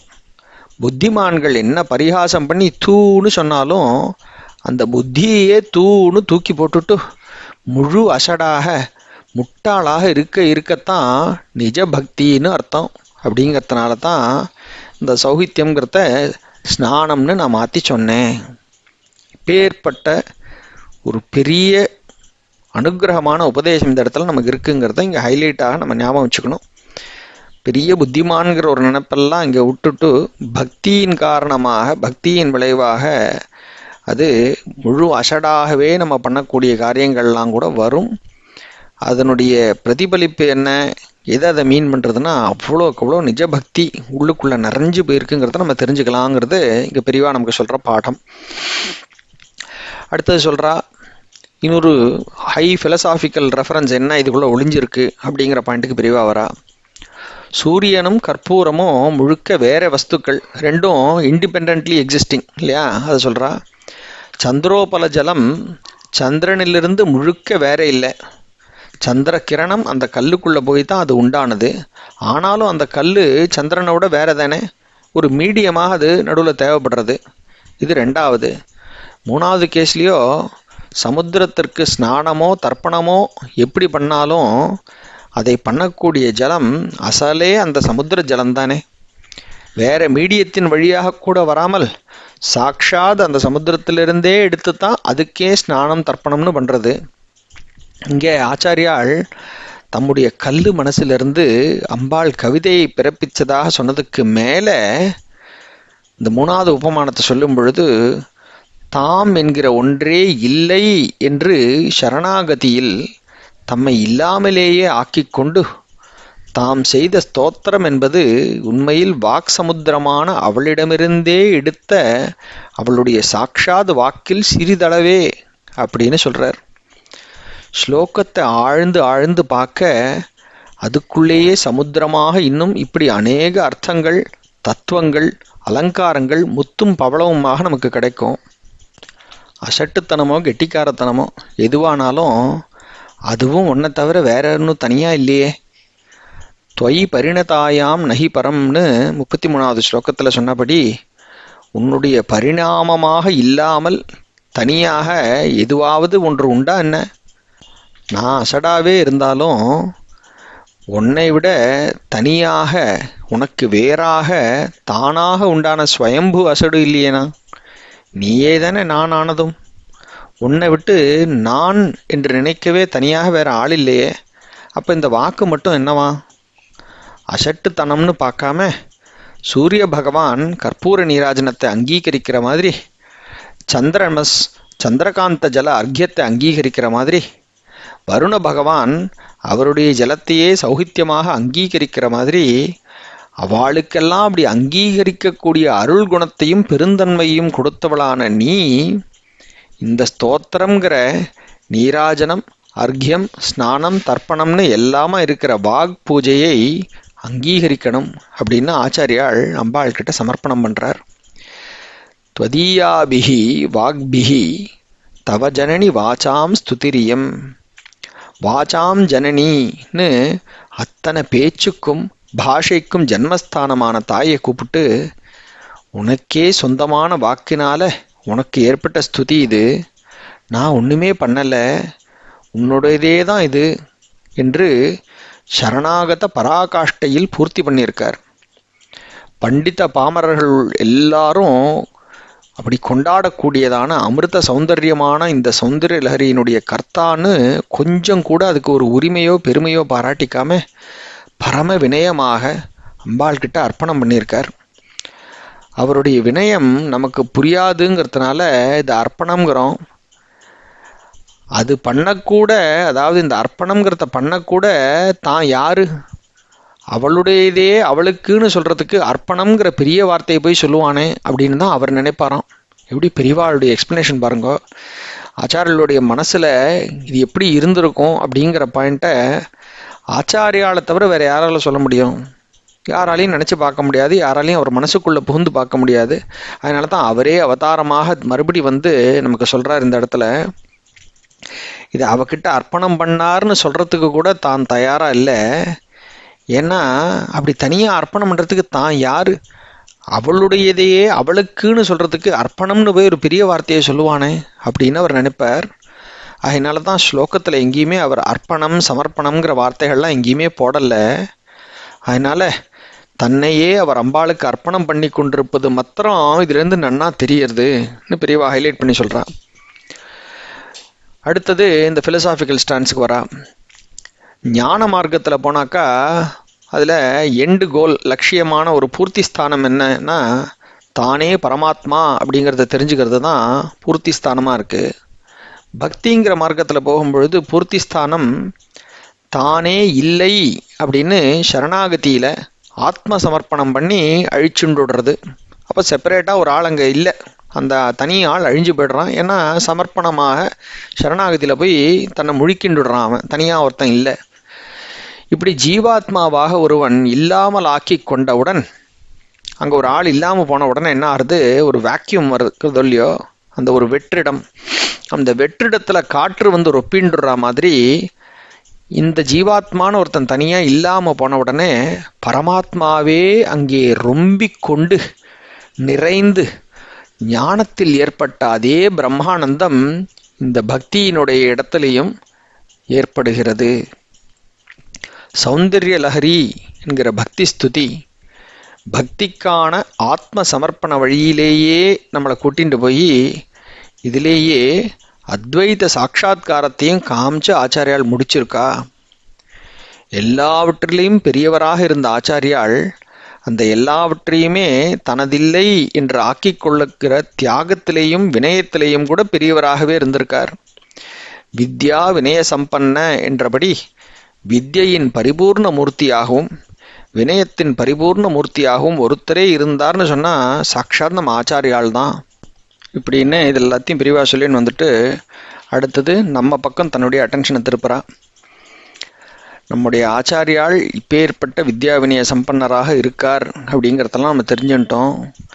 அடுத்தது நாம் அவருடைய நிஜ சிஷ்யாளாக இருக்கோன்னு சொன்னாக்கா என்ன பண்ணணும்? இந்த பாடத்தை தான் நம்ம முக்கியமாக கற்றுக்கணும். அத்வைத பாடம் நமக்கு ஏறுமோ ஏறாதோ, இந்த அடக்கம்ங்கிற பாடத்தை நன்னா ஏற்றிக்கணும். ஏதோ ஒன்றுத்தில் கொஞ்சம் சாமர்த்தியம் நமக்கு இருந்துட்டா கூட நமக்கு தலை கனத்து விடுறது. ஒரு சாமர்த்தியமும் இல்லாட்டாலும் கூட அகம்பாவத்தில் மாத்திரம் ரொம்ப சமர்த்தர்களாக நம்ம இருக்கோம். இப்படி நினைக்கிறதுக்கு என்ன நியாயம் இருக்குது? நமக்கு என்ன யோக்கியதை இருக்குன்னு துளி நினச்சா கூட அவள் போடுகிற பிச்சையை தவிர வேற ஒன்றுமே இல்லை அப்படின்னு இந்த தலை அவளுடைய சரணத்திலேயே சாய்ந்து லேசாக ஆயிடும். அந்த ஒரு சரணாகதியில் இருக்கக்கூடிய ஆனந்தம் இருக்கே, என் கையில் எதுவும் இல்லை எல்லாம் அவள் கொடுக்கறதுன்னு நினைக்கும் பொழுது வரக்கூடிய அந்த ஆனந்தம் இருக்கே, அந்த ஆனந்தம் வேற எந்த விதமான புகழ்லையோ பொன்னாடையிலையோ டைட்டில்லையோ அது இல்லைங்கிறது அப்போ நமக்கு தெரிய வரும். அவள் கொடுக்காம வாக்கு இல்லை அப்படின்னு இங்கே ஆச்சாரியால் சொன்னது மற்ற எல்லாத்துக்கும் பொருந்தும். ஏன்னா அவள் கொடுக்காட்டா எந்த சக்தியுமே இல்லை. வாக்கு மாத்திரம் இல்லை, மூச்சு கூட அவள் கொடுக்காமல் இல்லை. நாம மூச்சு இழுக்கிறோம்னாக்கா சாகவே மாட்டோமே. அப்படி உயிரே நம்மளோடது இல்லைன்னு நினைக்கும் பொழுது வேற எதை பற்றின கவலையோ பயமோ நமக்கு இருக்க முடியும்? இப்போ நம்ம எல்லாம் படுற கவலை எல்லாமே பயம் எல்லாமே சுற்றி சுற்றி கடைசியில் இந்த உயிரை ஜாக்கிரதையாக ரட்சிச்சுக்கணும் அப்படிங்கிறதுக்கு தானே இத்தனை கவலையும் பயமும் பட்டுருக்கோம். இது எல்லாமே அவளுடைய சமாச்சாரம்னு தள்ளி விட்டுட்டோமானாக்கா அப்புறம் எத்தனை விசிராந்தி, எவ்வளோ ரெஸ்ட்டு.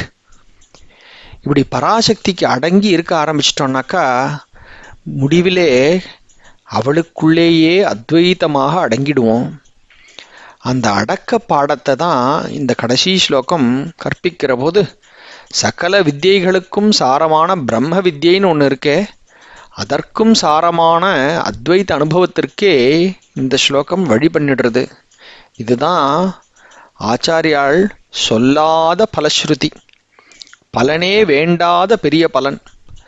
கர்த்தா என்று ஒரு நான் இருந்தால்தானே காரியத்திற்கு பலன் கேட்கறது. அவனே அடங்கி அடங்கி அடங்கி இல்லாம போயிட்டா அப்ப அடங்கிறதுக்கு வழி என்ன? சாட்சாத் அவளை நினைக்கிறது தான். ஆனா அவளை நினைக்கிறதுங்கிறது அவ்வளோ ஈஸியான காரியமோ இல்லை.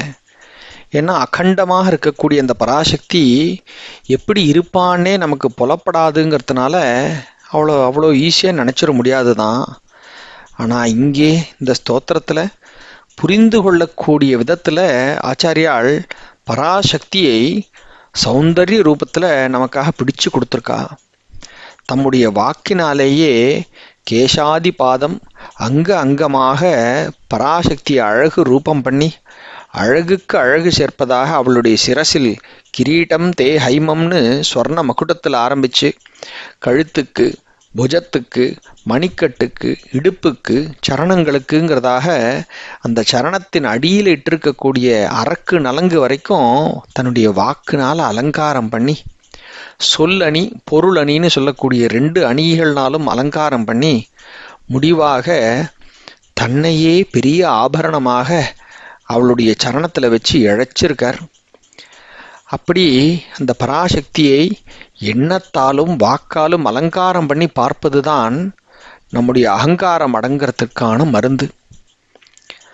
நம்மிடம் அகங்கார ஹேத்துவாக இருக்கக்கூடிய புத்தி, வாக்சாதுரியம் முதலான எல்லாத்தையுமே அவள் விஷயமான அலங்காரமாக மாற்றி அவள் நமக்கு கொடுத்ததை அவளுக்கே திருப்பி விட்டுட்டோம்னாக்கா அவையே அகங்கார நாசத்தை உண்டாக்குகின்றன.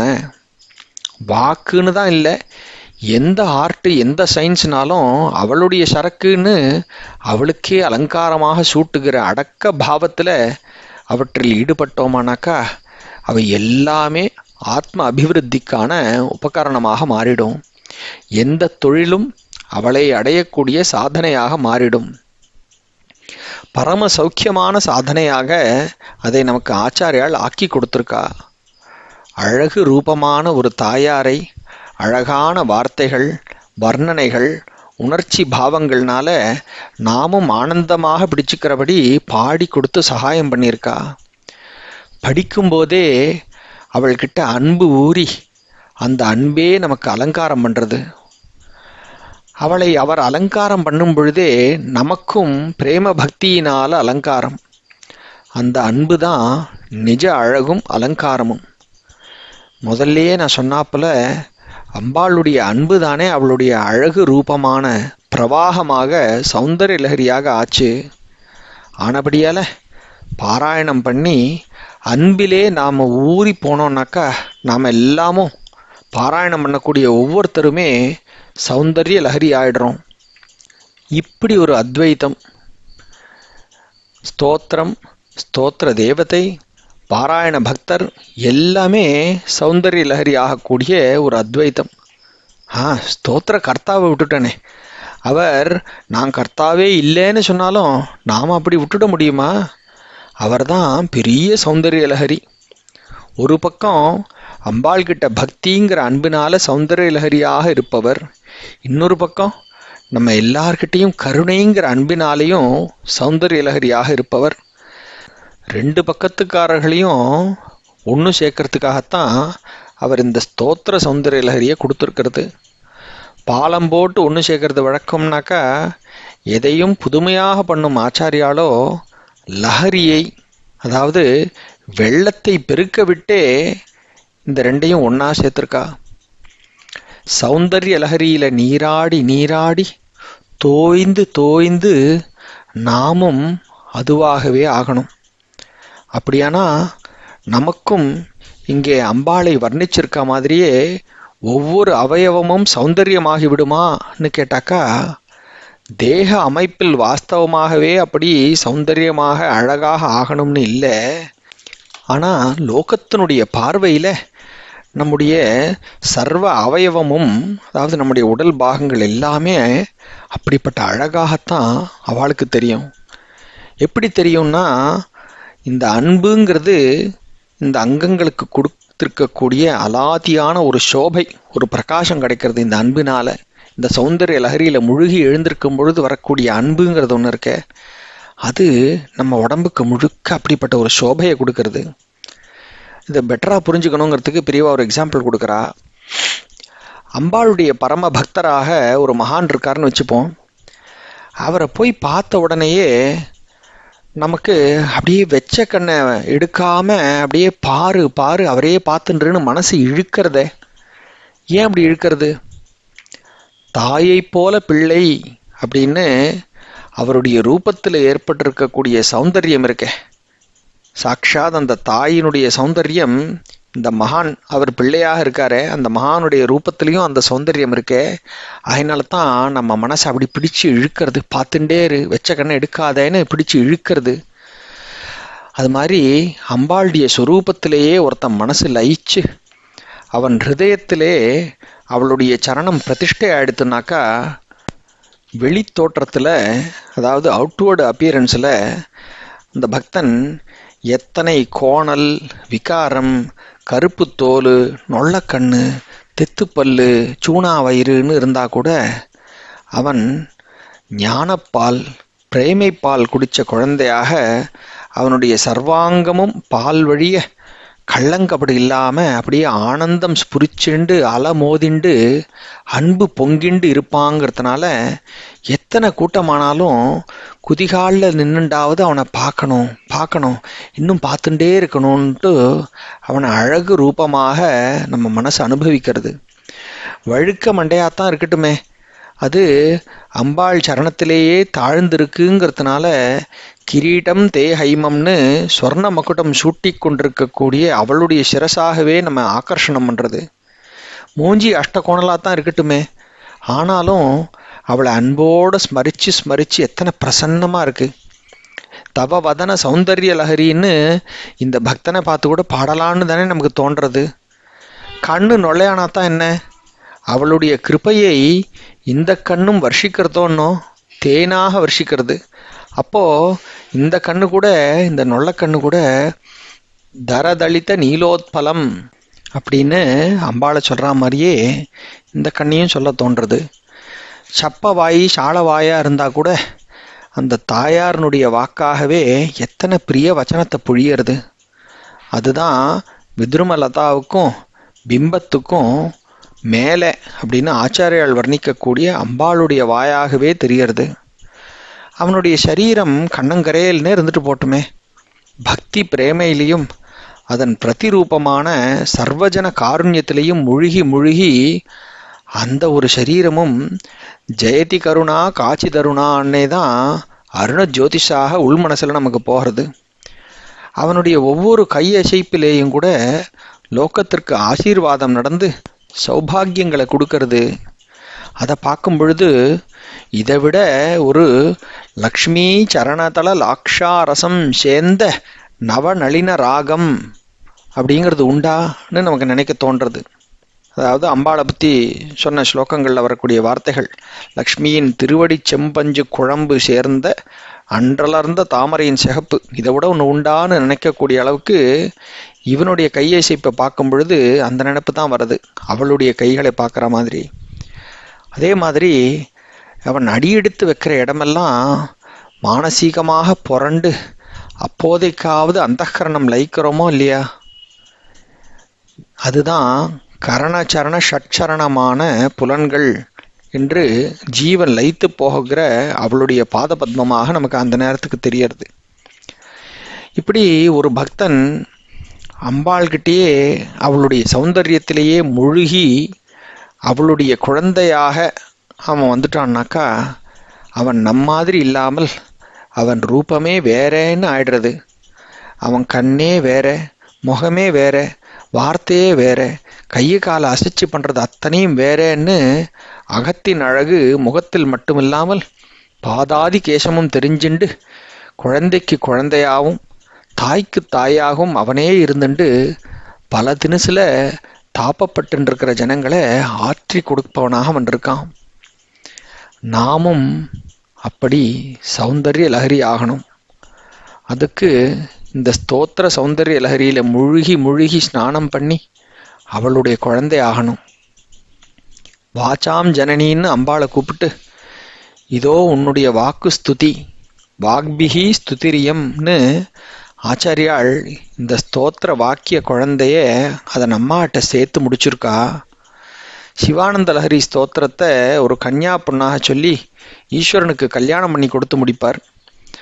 புருஷ தெய்வம்னாக்கா நாயிகா பாவம்தான் ஆத்ம சமர்ப்பண ஸ்தானம் அப்படிங்கிறதுனால அந்த ஸ்லோகத்தில் அப்படி பண்ணார். ஸ்திரீ தெய்வமானாக்கா அவள் மாதா, நாம் ஒன்றும் தெரியாத குழந்தை, அம்மா என்ன எப்படி பண்ணுறாளோ அப்படியேன்னு கிடக்கிற குழந்தையாக நம்ம இருக்கிறது தான் ஆத்ம சமர்ப்பணம். ஆகினால சௌந்தர்ய லஹரியை குழந்தையாக்கி வாச்சாம் ஜனனி கிட்ட ஒப்படைச்சு பூர்த்தி பண்ணியிருக்கார். அதன் வழியாகவே நம் எல்லோரையும் குழந்தையாகி அவளிடம் போய் ஒட்டி கொள்ள சொல்லி கொடுத்துருக்கார்.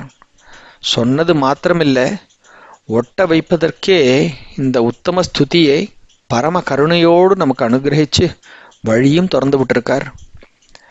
ஆச்சாரியால் நமக்காக அருளியிருக்கும் சௌந்தர்ய லஹரியின் பயன் நாம் எல்லாரும் அம்பிகையின் குழந்தையாக இருந்துண்டு எந்த நாளும் அந்த ஜெகன் மாதாவை ஸ்தோத்திரம் நமஸ்காரம் பண்ணிண்டு, இந்த ஸ்தோத்திரத்தாலேயே நமஸ்காரம் பண்ணிண்டு சௌந்தர்ய ரூபம் எடுத்திருக்கிற அந்த சச்சிதானந்தத்தில் ஆத்மாவை கரைச்சி ஆனந்தமயமாகிறது தான். அதற்கு ஆசீர்வாதமாகத்தான், சுப சூச்சகமாகத்தான் இந்த ஸ்தோத்திரத்தாலேயே அவளுக்கு பூஜை பண்ணியிருக்கிற ஆச்சாரியால் முடிக்கிற ஸ்லோகத்தில் நீராஜன விதிஹி என்று மங்களஹாரத்தியை வச்சிருக்கார்.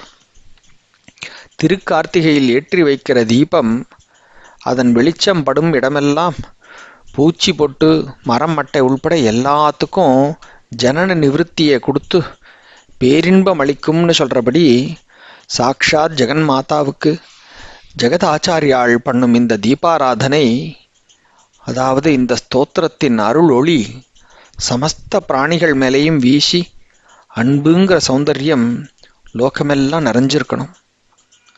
நம பார்வதி பதையே ஹர ஹர மகாதேவ அப்படின்னு இதோட பெரிவாளுடைய விளக்கம் பூர்த்தி ஆகிறது.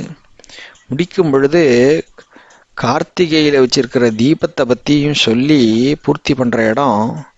நம்ம இப்போ கார்த்திகை தீபத்தை கொண்டாடி 2 நாளில் இப்போ இதை நம்ம பார்க்குறோன்னு சொல்லும் பொழுது பெரியவாளுடைய அனுகிரகம் எப்படி இதை கொண்டு பூர்த்தி பண்ணுற இடத்த கரெக்டாக இந்த இடத்துல இந்த நாள்களில் கொண்டு முடிச்சிருக்கான்னு நம்ம எத்தனையோ ஸ்லோகங்களில் அந்த மாதிரி அமைஞ்சின்னு வரதை பார்த்துருக்கோம். இந்த இப்போ பூர்த்தி பண்ணுற இடத்துலையும் இப்படியே அவருடைய அனுகிரகம் பிரத்யக்ஷமாக நம்மளை வழி நடத்திட்டு இந்த இடத்துல கொண்டு பூர்த்தி பண்ண வச்சிருக்கு. அந்த கார்த்திகை தீபத்தின் பேரொளியாக லோக்கத்தில் இருக்கிற எல்லாருக்கும் அருள் ஒளியை பொழிஞ்சின்னு இருக்கிறவராக நம்ம பெரியவா நமக்கு இருக்கும் பொழுது எந்த ஒரு கவலையும் பயமும் இல்லாமல், எதை பற்றினதான ஒரு கஷ்டமும் படாமல் அவர் காமிச்ச இந்த வழியிலேயே இந்த சௌந்தர்ய லஹரிங்கிற பெரிய ஒரு மகத்தான பொக்கிஷமான இந்த ஸ்தோத்திரத்தை நம்முடைய ஒரே உறுதுணையாக பிடிச்சிண்டு நம்மளால் ஆன வரைக்கும் வாரத்துக்கு ஒரு நாள் அல்லது மாதத்தில் குறைஞ்சபட்சமாக பௌர்ணமியில் ஒரு நாள் அப்படிங்கிற மாதிரியாவது ரெகுலராக மனசு தோஞ்சு அந்த அர்த்தத்தில் மனசை ஆழ்த்தி இந்த ஸ்தோத்திரத்தை பாராயணம் பண்ணக்கூடிய ஒரு பாக்கியம் நம்ம எல்லாருக்கும் கிடைக்கட்டும்னு எல்லார் சார்பாகவும் நான் பெரியவாட்ட பிரார்த்தனை பண்ணிக்கிறேன். இத்தனை பரம உன்னதமான ஒரு ஸ்தோத்திரத்துக்கு விளக்கம் சொல்லலாம் அப்படின்னு நம்ம நினச்சி இந்த காரியத்தில் இறங்கினதுக்கு மூல காரணம் சாட்சாத் பெரியவாளாக தான் இருந்திருக்கணும். ஏன்னா இதனுடைய ஒரு நீள அகலமோ ஆழமோ எதுவுமே தெரியாமல் நம்ம இந்த ஸ்லோகத்தை நம்மளும் படிப்போம், நம்மளும் இதுக்குள்ளே இருக்கிற அர்த்தத்தை புரிஞ்சுக்கலான்னு ஒரு முயற்சி பண்ணது ஏதோ ஒரு சின்ன குருவி இந்த வானம் முழுக்க நம்ம ஃபுல்லாக எத்தனை இருக்குன்னு அளந்து பார்த்துடலான்னு பறக்க ஆரம்பித்த மாதிரி ஒரு நினைப்பில் தான் இந்த வேலை ஆரம்பிச்சிருக்குன்னு இப்போது இன் ஹைண்ட்சைட் பார்க்கும்போது நன்னா தெரியறது. ஏன்னா நம்ம அதை பற்றி எதுவுமே தெரியாமல் ஏதோ அதை பற்றி இருக்கிற ஒரு ஆசையில் ஒரு ஆர்வத்தில் உள்ள நுழைஞ்சிட்டோமே தவிர அது இன்னைக்கு இந்த அளவுக்கு நம்மளால் பூர்த்தி பண்ண முடிஞ்சதுன்னா சாட்சாத் அம்பாளுடைய அனுகிரகம் இல்லாமல் வேறு எதுவும் இல்லைங்கிறது பரிபூர்ணமாக தெரியறது. ஆச்சாரியாள் வழி காமிச்ச மாதிரி அவளை தாயாக கொண்டு அவளுடைய குழந்தை அப்படிங்கிற ஒரு ஸ்தானத்திலேயே ஒன்றும் தெரியாமல் சமர்ப்பணமாக பரிபூர்ணமாக அவகிட்ட சரணாகதியாக அடைந்த ஒரு குழந்தையாகத்தான் இந்த ஸ்லோகத்துக்கு அர்த்தங்கள் எல்லாமே அவளே தான் வழங்க வச்சிருக்கா. ஒரு குழந்தை பேசுறதுக்கு ஆரம்பிக்கும் பொழுது திக்கி திணறி தப்பும் தவறுமா அர்த்தம் இல்லாத அரைகுறையான வார்த்தைகள் எல்லாம் சொன்னால் கூட எப்படி அந்த அம்மா ஒரு சந்தோஷத்தோடு அது எல்லாத்தையும் கேட்டுண்டு இன்னும் என்கரேஜ் பண்ணி மோட்டிவேட் பண்ணி அந்த குழந்தைய பேச வைப்பாளோ, அது மாதிரி தான் இந்த ஸ்லோகத்துக்கான விளக்க உரையை ஒன்றுமே தெரியாமல் வார்த்தைகளினுடைய ஒரு அர்த்தமோ ஆழமோ புரியாமல் சொல்கிறதுக்கு நம்ம பிரயத்தனப்பட்டு ஆரம்பித்தப்போ அது பக்கத்திலேயே இருந்து கையை பிடிச்சி கூட்டின்னு இந்த 100 ஸ்லோகங்களுக்கான அர்த்தத்தை தெரிஞ்சுண்டு நம்ம எல்லாரும் உணர்ந்து கொள்ளக்கூடிய ஒரு பாக்கியத்தை அம்பாள் அனுகிரகம் பண்ணியிருக்கா. அதனால் அந்த ஒரு குழந்தைங்கிற ஒரு ஸ்தானத்திலேயே இருந்துண்டு அந்த அம்மா இன்னும் நம்மளை அடுத்த படிகளுக்கெல்லாம் அவளே அழிச்சுட்டு போகட்டும்னு இந்த இடத்துல பிரார்த்தனை பண்ணிக்கிறோம். எத்தனை பிதற்றலும் உளறல்களும் இருந்தாலும் அதெல்லாத்தையும் பொறுத்துக்கிறதுங்கிறது அம்மாவுடைய நேச்சர். அதனால் அவள் பொறுத்துண்டுட்டா. பட் இத்தனை நாளாக சொல்லின்னு வந்த விளக்கங்களில் எங்கேயாவது குற்றங்குறைகள் அப்படின்னு நிறைய இருந்திருக்கும். எல்லாத்தையும் பொறுத்துண்டு நீங்கள் எல்லாரும் இதை பொறுமையாக எல்லாத்தையும் கேட்டுண்டு கற்றுக்கிறதுக்கு நம்ம எல்லாரும் ஒரு குரூப்பாக பிரயத்தனம் பண்ணின்னு வந்திருக்கோங்கிறதுக்கு உங்கள் எல்லாருக்கும் நன்றி சொல்கிறதுக்கும் நான் கடமைப்பட்டிருக்கேன். இந்த ஸ்தோத்திரத்தில் மனசு உருகி பிரார்த்தனை பண்ணி அம்பாளுடைய அந்த சௌந்தர்ய லஹரிங்கிற வெள்ளத்தில் நம்ம எல்லாரும் மூழ்கி அவளோடு ஒன்றாக ஐக்கியமாகக்கூடிய அவளே நாமாகக்கூடிய ஒரு பாக்கியம் எல்லா பக்தர்களுக்கும் பரிபூர்ணமாக அனுகிரகமாக கிடைக்கட்டும்னு பிரார்த்தனை பண்ணிட்டு இத்தனை நாளாக இந்த ஸ்தோத்திரத்தினுடைய ஒரு விளக்கத்தை தெரிஞ்சுக்கக்கூடிய பாக்கியத்தை எனக்கு அனுகிரகம் பண்ண மகாபெரிவாளுக்கும் என்னுடைய குருவாகவும் தகப்பனாராகவும் எனக்கு நிறைய அனுகிரகத்தை அள்ளி பொழிஞ்ச ஸ்ரீ குஹானந்தநாதர் என்கிற PS கிருஷ்ணன் அவர்களுக்கும் சௌந்தர்யலஹரிக்கு எனக்கு முக்கியமான ஒரு தூண்டுகோலாக ஒரு இன்ஸ்பிரேஷனாக இருந்துருக்கக்கூடிய என்னுடைய தாயார் ஸ்ரீமதி மீனாட்சி கிருஷ்ணன் அவர்களுக்கும் இந்த ஆனந்த பொக்கிஷமான சௌந்தர்யலஹரிங்கிற கிரந்தத்திற்கு அற்புதமான விளக்கங்களை எல்லாம் அனுகிரகம் பண்ண தேதியூர் சாஸ்திரிகள் அவர்களுக்கும் ஸ்ரீ SVR அவர்களுக்கும் இது மாதிரி உரைகள் எழுதின உன்னதமான மகான்கள் பலருக்கும் அம்பாளுடைய பக்தர்களாக இருக்கக்கூடிய எல்லாருக்கும் என்னுடைய நமஸ்காரங்களை வந்தனங்களை சொல்லி இதோட இந்த உரையை பூர்த்தி பண்ணிக்கிறோம். ராம் ராம். பெரியவா சரணம்.